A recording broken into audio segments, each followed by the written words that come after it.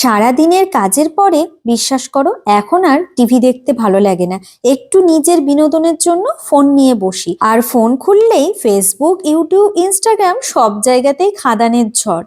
আর এই যে মেয়েটিকে দেখছো, ঝিলাম গুপ্তা, আমার বরাবরেরই ভীষণ পছন্দের একজন মানুষ।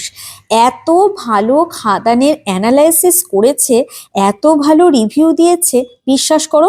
অনেক সময় একটু অবসর পেলে অনেক মুভির অনেক রকম রিভিউ দেখেছি, কিন্তু ঝিলাম গুপ্তার খাদানের রিভিউ বা অ্যানালাইসিস যেভাবে করেছে, সত্যি বলছি এটা একদম বেস্ট। তোমরা যারা এখনো দেখোনি একবার দেখতেই পারো, হাসতে হাসতে পেট ব্যথা হয়ে যাবে, আমি গ্যারেন্টি দিয়ে বলছি।